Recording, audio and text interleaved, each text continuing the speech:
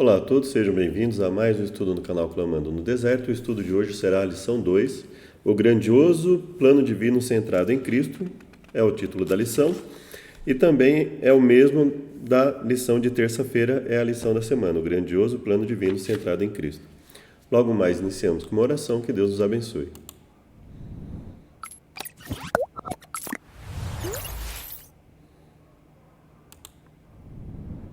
Obrigado, Pai, por tudo que nos tem concedido, livra-nos de todos os males, nos perdoa por nossas falhas e pecados, nos auxilia na compreensão da Tua Palavra, em nome de Jesus. Amém.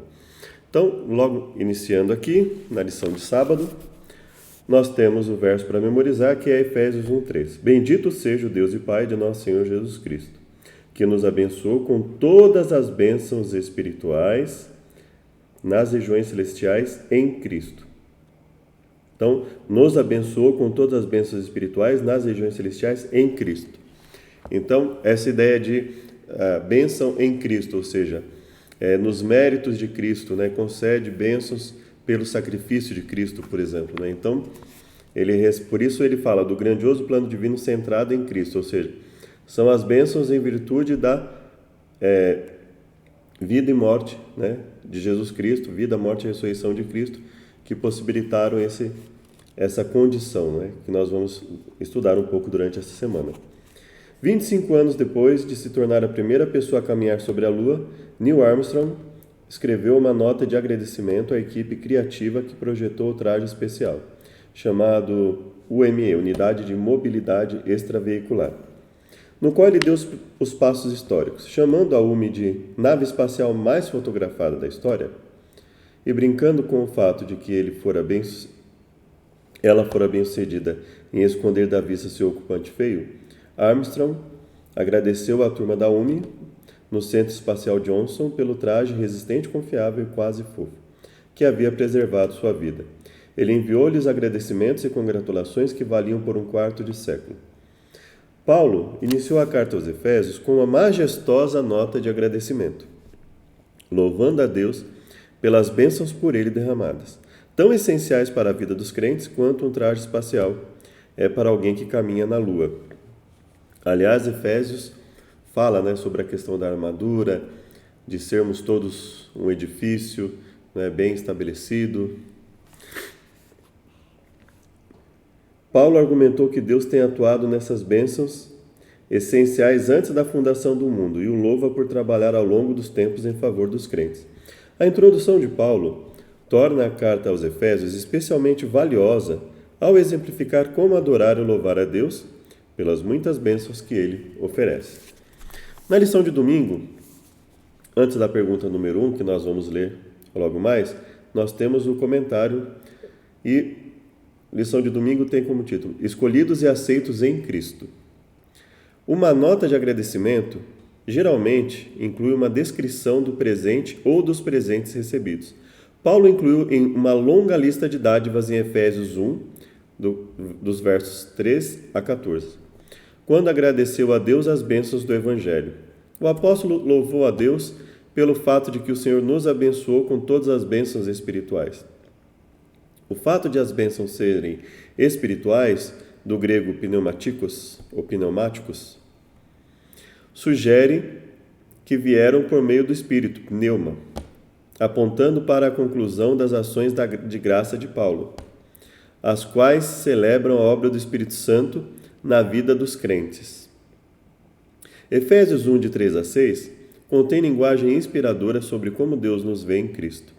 Antes da criação do mundo, Deus nos escolheu em Cristo e determinou que devíamos ser santos e irrepreensíveis em sua presença, como filhos e filhas estimados em virtude da criação e redenção em Cristo. Desde o princípio, sua estratégia foi nos conceder a graça gratuitamente no amado. Em suma, é propósito de Deus que sejamos salvos. Perdemos a salvação apenas por nossas próprias escolhas pecaminosas. Então, em suma, é propósito de Deus que sejamos salvos. O que significa a expressão nas regiões celestiais em Efésios, o único lugar em que é usado no Novo Testamento? Então, nós vamos comparar aí com algumas partes do próprio livro de Efésios, né? Então, é o único lugar que é usada no Novo Testamento, se ela, vamos dizer assim, em relação ao Novo Testamento, ela é um rapax legomeno, né? Então, um termo que é usado em um único local, então é mais difícil de comparar, né? Então você precisa de ideias semelhantes para comparar. O comentário da lição logo abaixo as expressões nas regiões celestiais, nos céus e no céu, apontam para o céu como lugar habitado por Deus. Então o autor coloca que nas regiões celestiais, nos céus e no céu, então ele comparou pela ideia de cada texto, né? Apontam para o céu como o lugar habitado por Deus, local dos poderes espirituais.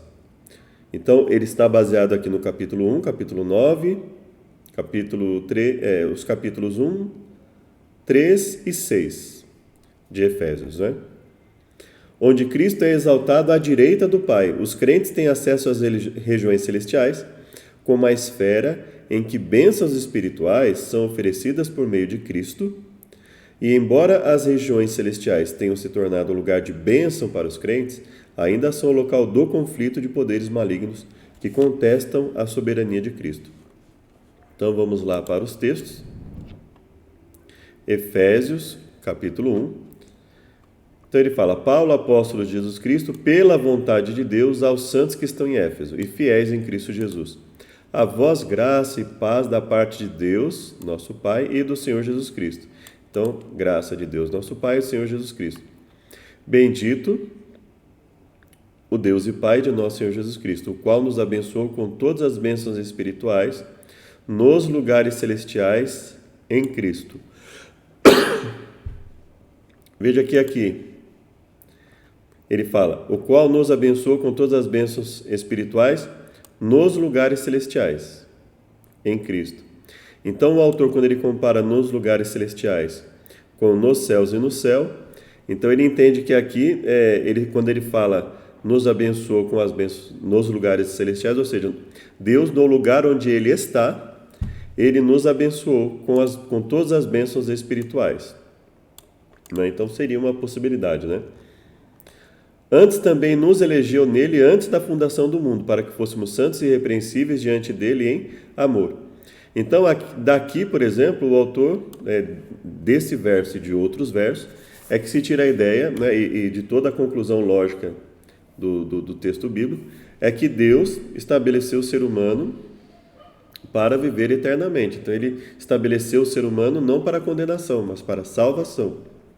Daí decorre que todos os seres a partir de Adão e Eva tiveram a chance e o interesse de Deus, a intenção de Deus é que todos sejam salvos, visto que Deus não tem alegria, Deus não tem prazer, Deus não tem satisfação na morte de nenhum ser humano, né?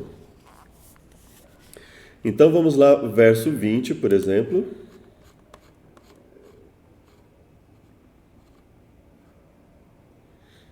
Que manifestou em Cristo, ressuscitando dentre os mortos e pondo à sua direita nos céus. Então aqui, à direita de Deus nos céus. Então, evidentemente, essa parte aqui do verso 20, ela se refere exatamente ao que o autor falou. O local habitado, né, o lugar habitado por Deus. Né? Então, ou seja, ele fala aqui, ressuscitando dentre os mortos e pondo à sua direita nos céus. Então, à direita de Deus, ou seja, no próprio local onde Deus habita. Esse local em específico em que ele está falando se refere ao local onde Deus habita, não é? Aqui ele fala: nos abençoou com todas as bênçãos espirituais nos lugares celestiais em Cristo. Então aqui o que ele coloca é que a interpretação é que Deus, estando nos lugares celestiais, ou seja, estando no seu local de habitação, ele nos abençoou com as bênçãos espirituais em Cristo. É o que se deduz aqui da comparação que ele faz nas regiões celestiais com o termo nos céus. Né? Então agora nós vamos para o capítulo 2, verso 6. E nos ressuscitou, aqui é o capítulo 1, verso 20. Olha só. Aqui ele fala da ressurreição de Cristo, e aqui ele repete o assunto da ressurreição. Nos ressuscitou juntamente com Ele e nos fez assentar nos lugares celestiais em Cristo Jesus. Então, veja que ele fala, nos fez assentar nos lugares celestiais. Aqui nós temos o verso 3.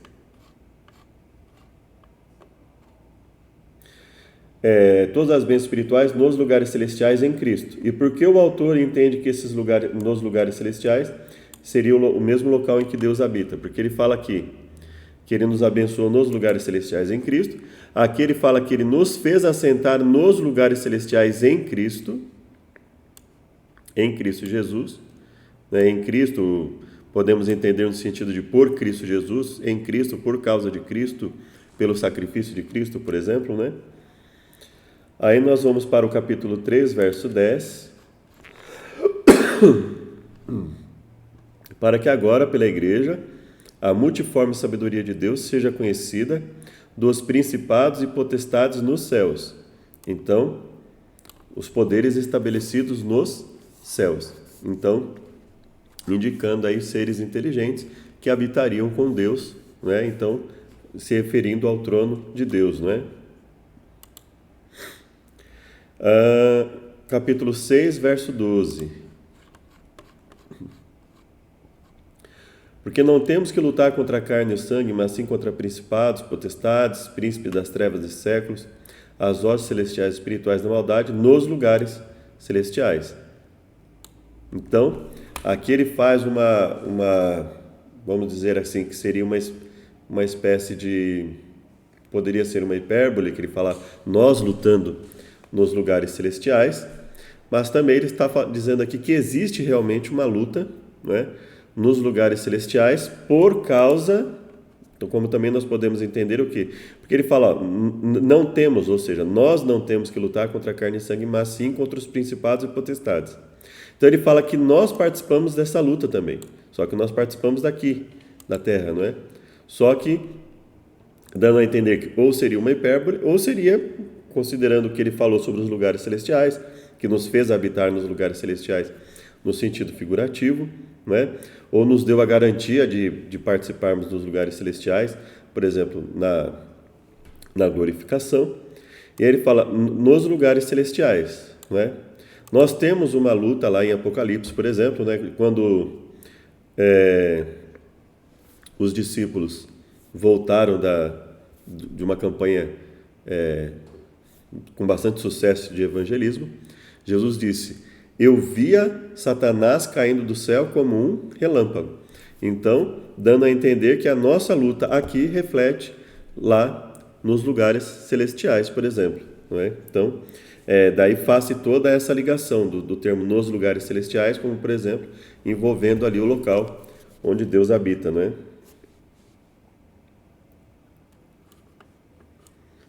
E aí ele pede para comparar, por exemplo, com o verso 9.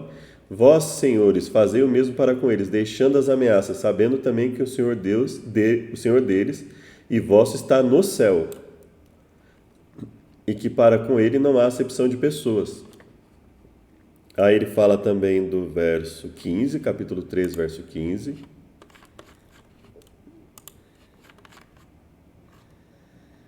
Do qual toda a família nos céus e na terra toma o nome. Então você vê que, nós já lemos aqui 4:10, o último verso, né? No demais, irmãos meus, fortalecei-vos no Senhor e na força do seu poder. Bom, então o que nós vemos aqui é que o autor ele faz uma comparação do termo nos lugares celestiais, nos céus, no céu, como sendo a habitação de Deus, não é? E nós podemos pensar que, se não for isso, é muito próximo disso. Paulo está usando as expressões ali ou como sinônimos, ou como locais próximos ali uns dos outros, né? Então, ou seria o próprio local de habitação de Deus, ou um local próximo ali, considerando que Paulo, muitas vezes ele usa o termo no céu, nos céus, nos lugares celestiais, não é? Então, poderia perfeitamente, sim, ser ali sinônimo, né, do mesmo local onde Deus habita, ou ao menos das proximidades ali, né? Então ele estaria, por exemplo, falando de locais próximos ali. Bom, a lição de segunda, redenção cara, perdão abundante. O pecado tinha dominado os efésios. Paulo declarou que eles tinham sido mortos-vivos antes de encontrar Cristo, mortos em suas transgressões e pecados, vivendo conforme Satanás ordenava, conforme Efésios 2, de 1 a 3. Escravizados pelo pecado, não podiam se libertar. Precisavam ser resgatados. Deus fez isso mediante a graça em Cristo. Paulo celebra duas bênçãos da graça aos crentes: redenção e perdão. Leia Efésios capítulo 1, versos 7 e 8. Redenção é uma ideia frequente no Novo Testamento. No caso, Mateus a Apocalipse, né? Compare o uso desse conceito em Colossenses 1, 13 e 14, que nós estamos aqui já também. Vamos deixar Efésios 1 pronto aqui do lado também de Colossenses. Aí nós temos Tito e Hebreus. Que temas essas passagens têm em comum com Efésios 1, 7 e 8? Então nós vamos ler Efésios 1, 7 e 8, vamos ler as passagens de Colossenses, Tito e Hebreus e vamos comparar. A palavra grega para redenção é apolutrosis, que se referia à compra da liberdade de um escravo ou ao pagamento para libertar um cativo. A palavra ecoa a voz do traficante de escravos, leiloando sua mercadoria e o ruído frio das algemas. Quando o Novo Testamento fala sobre redenção, destaca o custo elevado para conseguir libertar os escravos. A liberdade tem um custo extremo. Nele, em Cristo, temos a redenção, temos essa liberdade, temos essa apolutrosis, né? Pelo seu sangue, ou seja, nele temos esse pagamento, essa garantia, né? Essa compra da liberdade. Éramos escravos do pecado e temos não só o perdão, mas também o poder para lutar contra os pecados. A noção de redenção celebra a generosidade de Deus em pagar o alto preço da liberdade. Deus nos dá liberdade e dignidade, não somos mais escravizados. Ser redimido é ser tratado como pessoa, não como objeto. É tornar-se um cidadão do céu, em vez de escravo da terra, conforme Alistair A. McGrath, né? Observe com atenção que a ideia de que Deus paga o preço da redenção e Satanás é medieval, não Observe com atenção que a ideia de que Deus paga o preço da redenção a Satanás é medieval, não bíblica. Deus não deve nem paga nada a Satanás. Os benefícios do Calvário incluem a remissão dos pecados. Na cruz, Cristo pagou o preço do nosso pecado passado e futuro, cancelando o escrito de dívida. Então, é bem importante frisar essa questão. O que foi cancelado é o escrito de dívida, né? Que é diferente da lei em si, né? Que era contra nós e que constava de ordenança. Inclusive, eu tenho estudos no canal que falam sobre lei, que falam sobre algumas passagens bíblicas, né? Que comentam algumas coisas nesse sentido, né? Em nenhum local a lei é colocado como um escrito de dívida contra nós, não é? A lei foi dada a nosso favor, não é? O escrito de dívida seria o quê? A condenação a que estávamos sujeitos por causa dos pecados. Ao realizar essa obra de redenção e perdão por meio de Cristo, Deus age como nosso generoso Pai, com a riqueza da sua graça, que derrama abundantemente sobre nós. Interessante que essa ideia que fala de Deus devendo algo a Satanás pode ter surgido, inclusive, dentre outras coisas, dessa questão da palavra redenção, né? Porque veja, a compra da liberdade de um escravo. Então ele é escravizado por Satanás. Então possivelmente eles devem ter deduzido, olha, se ele comprou a liberdade e o ser humano era escravo, nas suas transgressões, ele estava ali como escravo de quem? De Satanás. Então é possível que isso tenha sido um dos motivos desse pensamento, né? No conjunto bíblico, no contexto bíblico, nós sabemos que Deus nos livra assim das garras de Satanás, mas ele não precisa pagar nenhum preço a Satanás, né? Jesus vem porque existe uma exigência do próprio Deus em relação à sua própria lei. Então o plano da redenção ele é estabelecido pelo próprio Deus, não é?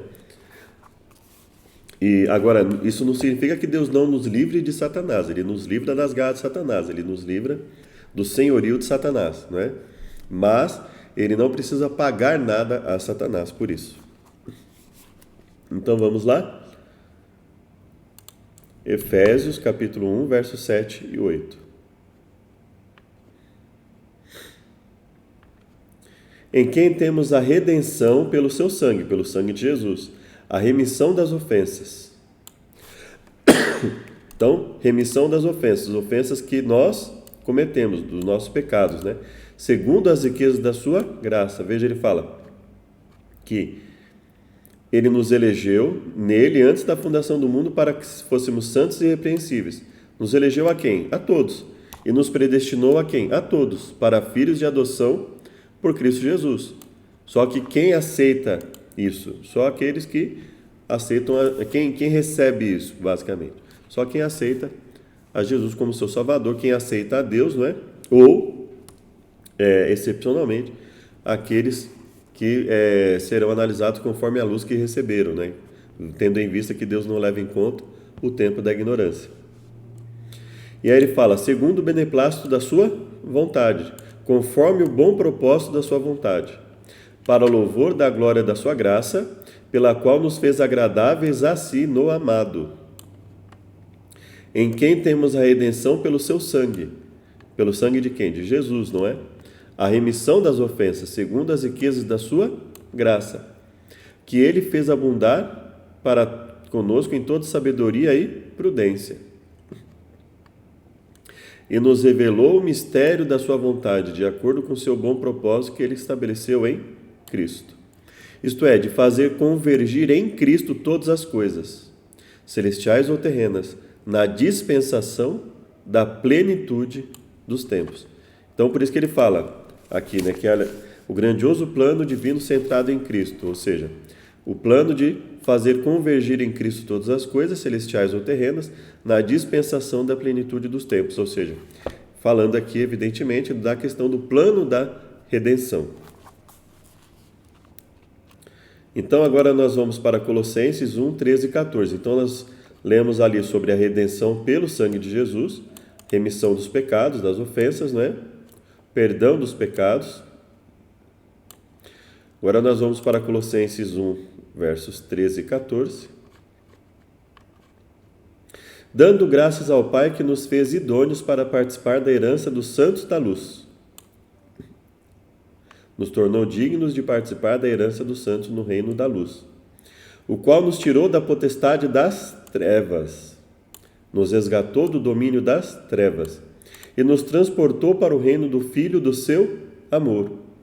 Então veja, quando ele fala, nos transportou para o reino do Filho do seu amor, nos fez habitar nos lugares celestiais, então, se referindo ao reino de Cristo, então, por isso que fortalece a ideia dos termos serem ali sinônimos, ou quase isso, no sentido de que ali a habitação de Deus, não é?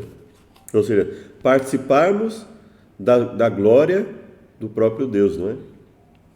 Em quem temos a redenção pelo seu sangue, a saber, a remissão dos pecados, não é? Então veja, a redenção pelo seu sangue, a saber, a remissão dos pecados. Tito, capítulo 2, versos 13 e 14. Aguardando a bem-aventurada esperança e o aparecimento da glória do grande Deus, e nosso Senhor Jesus Cristo, o qual se deu a si mesmo por nós para nos remir de toda a iniquidade, purificar para si um povo especial zeloso de boas obras. Um povo especial zeloso de boas obras. Fala disso, exorta e repreende com toda a autoridade, e ninguém te despreze. Um povo particularmente seu, dedicado à prática de boas obras. Ou seja, então a graça ela não apenas nos perdoa pelos pecados cometidos, mas nos transforma a ponto de conseguimos lutar contra os pecados e cada vez mais gradativamente praticarmos as boas obras, ou seja, obedecermos a Deus. E por fim, Hebreus, capítulo 9, Verso 15. E por isso é mediador de um novo testamento, para que, intervindo a morte, para quê? A morte para a remissão das transgressões que havia debaixo do primeiro testamento. O que era o primeiro testamento? Era o perdão pelo sacrifício de animais com o sacerdócio levítico. Os chamados recebam a promessa da herança eterna. Então veja que em todos eles o que nós temos em comum? A redenção, a remissão, o perdão pelos pecados que nós cometemos e a nossa libertação do mal, não é?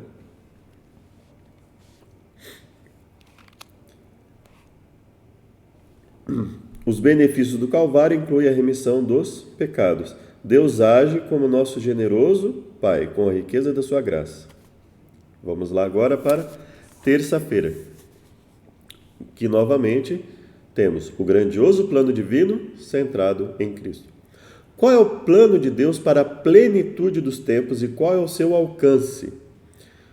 Ou seja, o que Deus planeja, né, em relação, quando ele fala de todo esse plano, né, da redenção. Então nós vamos aqui para Efésios 1 novamente, né, 9 e 10. Nós vamos ler um pouco mais aqui. E aí ele fala, qual é o plano e qual o seu alcance? Vamos lá, no comentário da lição.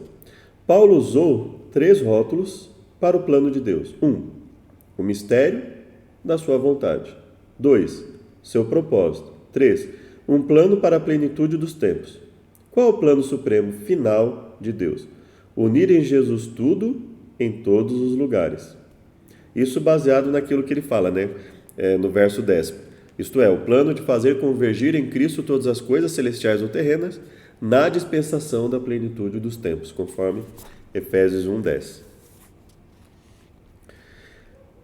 O termo grego que Paulo usou para descrever o plano divino é inusitado. Anakepalaio zastai, ou anakefalaio sastai, né? E significa conduzir, somar, ou fazer convergir todas as coisas em Cristo. Somar, fazer convergir, conduzir todas as coisas em Cristo. Na prática contábil antiga, somava-se uma coluna de algarismos e colocava-se o total no topo. Jesus está no topo do plano divino final e escatológico. Esse plano centrado em Cristo foi elaborado antes da fundação do mundo, conforme Efésios 1:4, e é tão amplo que abrange todo o tempo, a plenitude dos tempos, espaço, todas as coisas, tanto as do céu como as da terra. Paulo anunciou a unidade em Cristo como o grandioso e divino objetivo para o universo.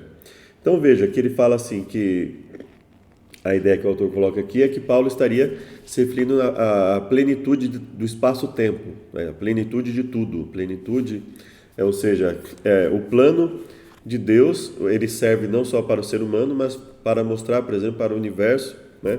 Para restaurar a ordem do universo, para mostrar a todos os seres inteligentes os resultados da rebelião, a necessidade do estabelecimento das leis de Deus e assim sucessivamente, né?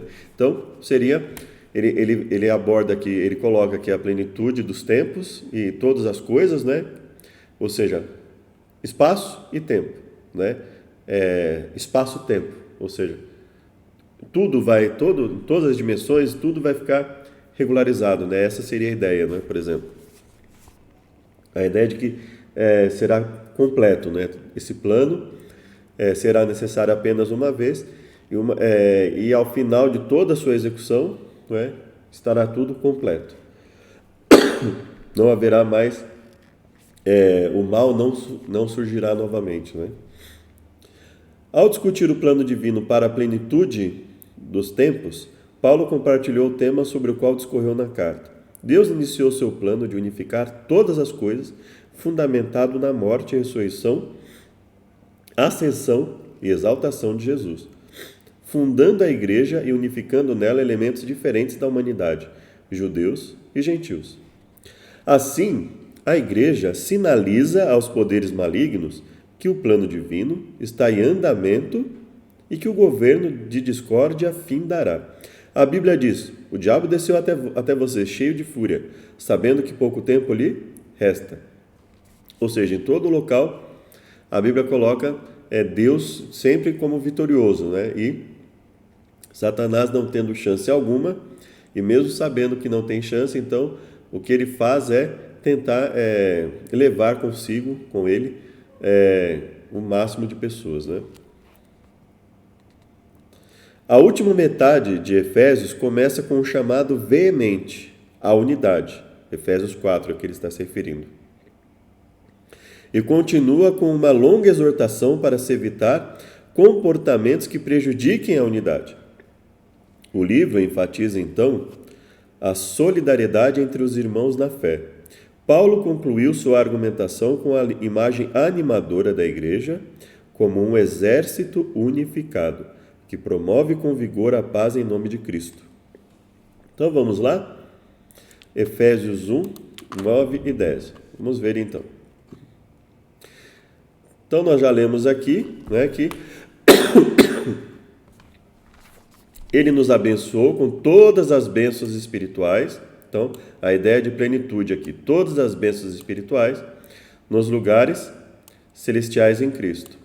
Então, nós estamos falando aqui do aspecto, em termos espirituais, ele falou aqui, espiritualmente, ele nos abençoa com todas as bênçãos espirituais nos lugares celestiais em Cristo. Nos elegeu antes da fundação do mundo, para que fôssemos santos e irrepreensíveis. Então veja, nos abençoou com todas as bênçãos, nos elegeu a todos, ou seja, o plano de Deus sempre foi completo, né? Ou seja, dar a chance a todos, né? E a todos os que o aceitam, ele abençoa com todas as bênçãos espirituais, e aqui ele elege a quem? Elegeu a todos, todas as pessoas, né? Não todas aceitaram, mas ele elege a todos para serem santos e irrepreensíveis, dando a todos a chance de obediência.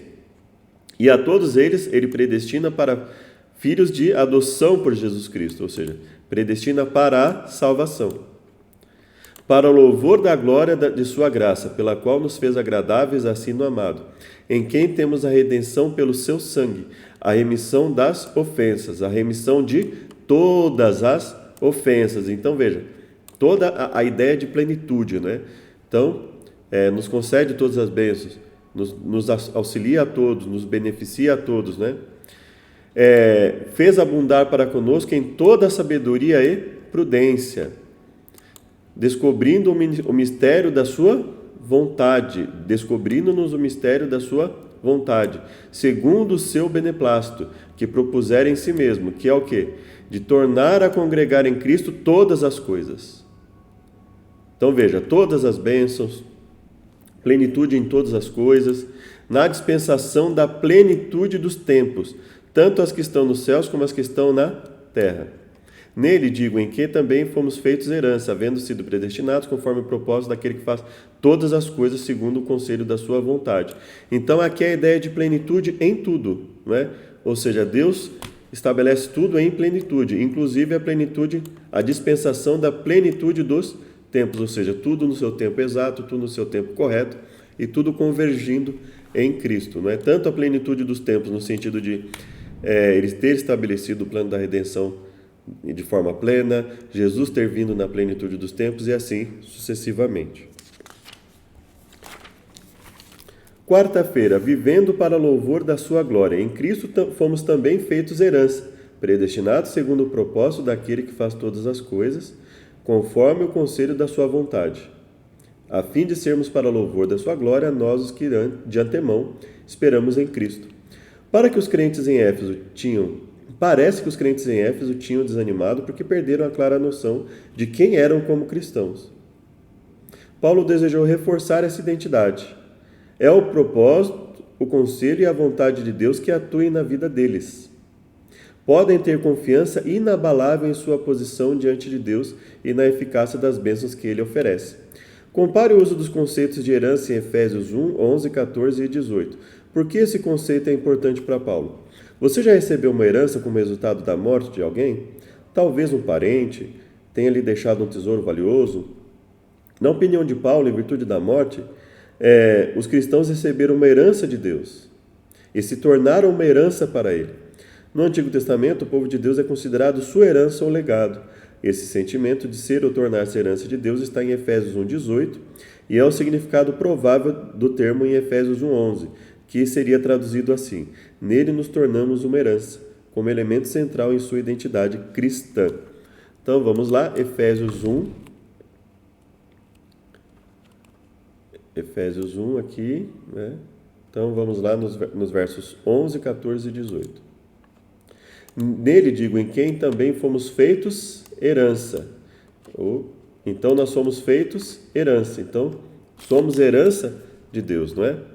Aí nós vamos para o 14. O qual é o penhor da nossa herança. Então veja, nós somos herança e nós temos uma herança, por exemplo, né? Para a redenção da possessão adquirida, para o louvor de sua glória.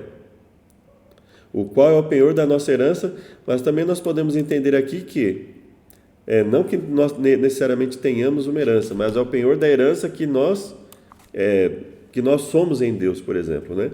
Mas aqui ele coloca que seria aqui o penhor da nossa herança, ou seja, daquilo que nós vamos receber de Deus, em Cristo Jesus. E o verso 18, tendo iluminado os olhos do vosso entendimento, para que saibais qual seja a esperança da sua vocação, e quais as riquezas da glória da sua herança nos santos. Então, a herança de Deus nos santos, a herança de Deus para nós, né?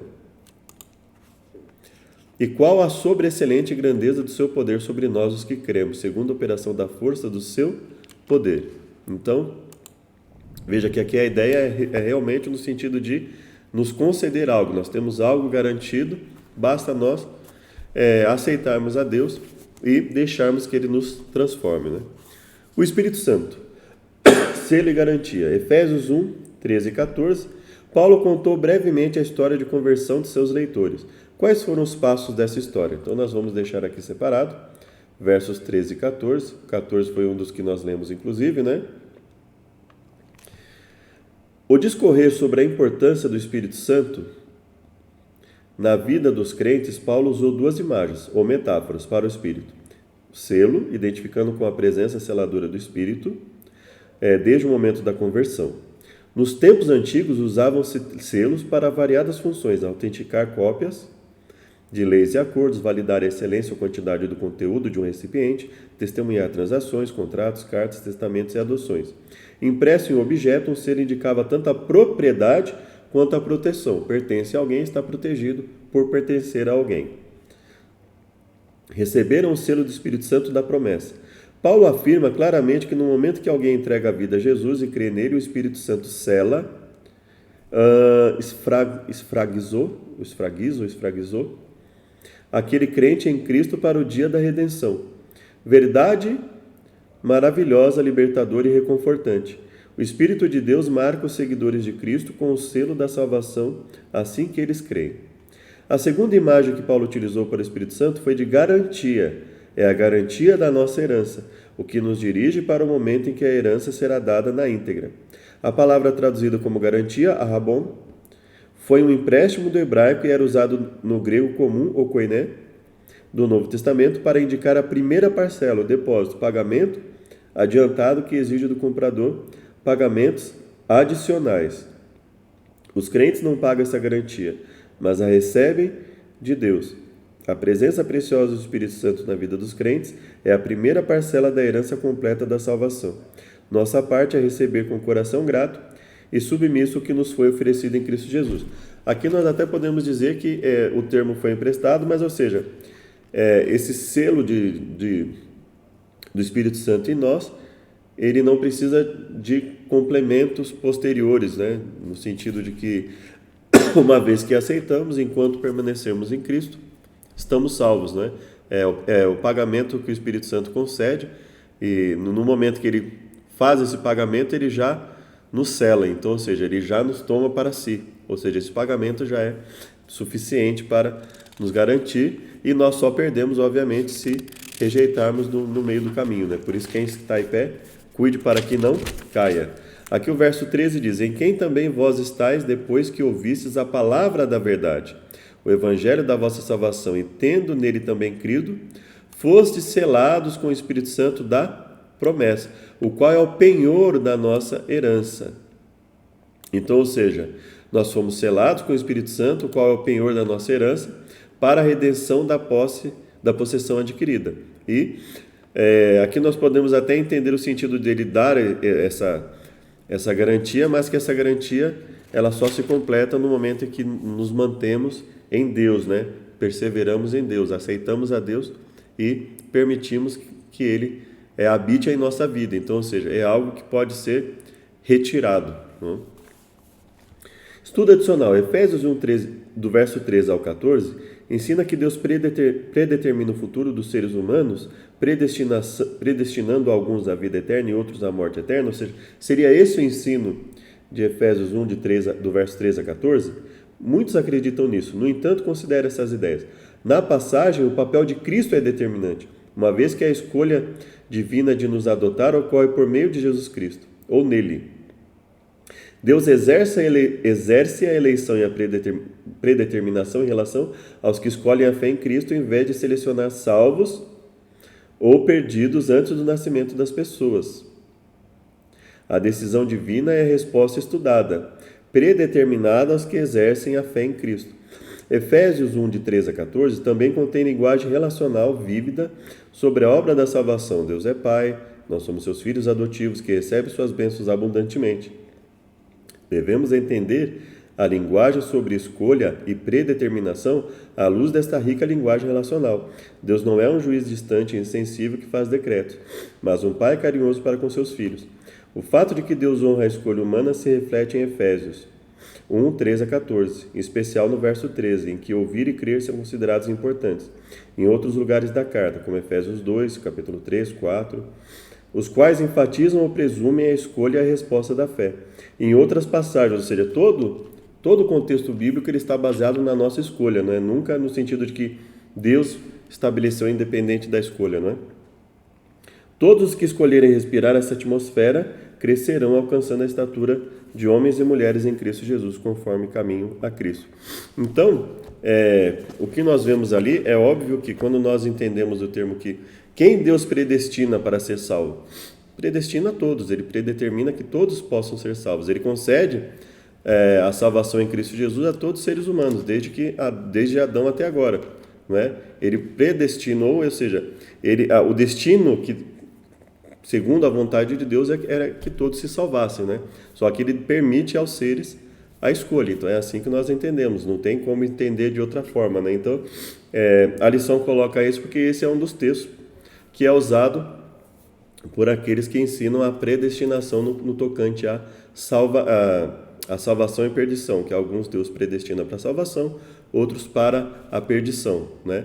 Em um outro momento podemos até fazer um estudo aqui sobre esse aspecto da predestinação, mas eu acredito que você tem elementos suficientes e poderá obviamente ter complementares, né, no próximo estudo que nós viermos a fazer, no sentido de que Deus ali, nós vemos em Caim, depois da queda, Deus concedendo a escolha. Nós temos ali em Noé a diferença entre aquele que escolhe servir a Deus e aqueles que escolhem servir ao maligno. Então veja que tudo é uma questão de escolha. Né? Deus oferece a Caim uma escolha. Obviamente essa escolha não seria possível se ele já tivesse predestinado Caim ao mal. Né? Então seria ali um contrassenso. Deus diz para Caim escolher o bem, sendo que ele já havia predestinado a Caim a escolha do mal. Então, veja que são fatos que não se adequam. Né? Quando a Bíblia fala, aquele que está em pé, cuide para que não caia. Fala que aquele que vive deliberadamente em pecado, a ele não há salvação, não é? Não resta sacrifício. Obviamente, isso não faria sentido em um contexto em que não houvesse escolha para essa pessoa que está em pecado deliberado. Não é? Então, veja que a predestinação, basicamente, o que ela faz é colocar sobre a responsabilidade de Deus o pecado do ser humano. Parece muito com outras teorias, no sentido de que o ser humano fica refém do pecado, né? No sentido de que ele não pode se livrar em nenhum aspecto do pecado, por exemplo. São ideias muito parecidas, mas a predestinação ela vem no sentido justamente de dizer, olha, não importa o que você faça, se você foi predestinado a ser salvo, vai ser salvo, e se foi perdido, vai ser perdido. E se você olhar no verso, você vai ver que não existe nada disso. não é? Então, se você for olhar aqui, ele fala, ele nos predestinou para filhos de adoção por Jesus Cristo. Bom, e a quem ele predestinou para filhos de adoção por Jesus Cristo? Ora, ele predestina a todos, né, para filhos de adoção. Agora, quando ele fala do nos, ele está falando, a nós que aceitamos, nós fomos predestinados para filhos de adoção. Mas e os outros? Os outros também foram predestinados para filhos de adoção. Só que eles rejeitaram isso e passaram a ser o quê? Vasos da ira, né? Passaram a se comportar como vasos da ira. E aos vasos da ira, o que fica ali estabelecido enquanto eles não se arrependem? Ou seja, a destinação para a condenação. Então essa é a ideia simbólica do simbolismo de Paulo, ou seja, aqueles que aceitam, o destino deles é a salvação. Aqueles que rejeitam, o destino deles, enquanto estiverem rejeitando, o destino posterior deles, né, é o quê? A condenação. Então, se eu estiver salvo nesse momento, né, o meu destino pré-estabelecido por Deus, baseado na minha aceitação, é a salvação, que seria o destino de todos que viessem a aceitar. Ou seja, Deus predestina, o destino prévio de todos é a salvação, né? Ou seja, todos nascem com a possibilidade de serem salvos. E no decorrer da vida, ao rejeitarem esse destino prévio de Deus, eles passam, enquanto estiverem rejeitando voluntariamente a Deus, eles passam a ser destinados como vasos da ira, da perdição. Então, espero que tenha sido útil a lição, né? Aí até nós podemos fazer um estudo posterior sobre esse aspecto da predestinação, né? Você vê que nenhuma afirmação de Cristo faz sentido no contexto de predestinação, né? Quando ele fala, por exemplo, que ai daquele por meio de quem vem os escândalos, quando ele fala que aquele que desobedecer ao menor dos mandamentos e ensinar aos homens será chamado mínimo no reino dos céus, né? Nada disso faz sentido, né? Quando ele fala para perdoar o irmão, ou de ir até o irmão e pedir perdão, nada disso faria sentido se o destino de todos já estivesse traçado, se o destino de salvação e perdição de todos já estivesse traçado. Aliás, o próprio plano da redenção basicamente seria um grande teatro, se tudo já estivesse predestinado, né? Afinal de contas, já que já foi tudo destinado, determinado, não é? Então, não existe essa questão do poder de Deus fortalecendo ou deixando de fortalecer, porque afinal de contas tudo já está predestinado, independente da nossa busca, tudo já estaria predestinado, né? A própria vida cristã, né? A luta da vida cristã já não faria sentido, porque qual é a garantia de que eu estaria predestinado à salvação, né?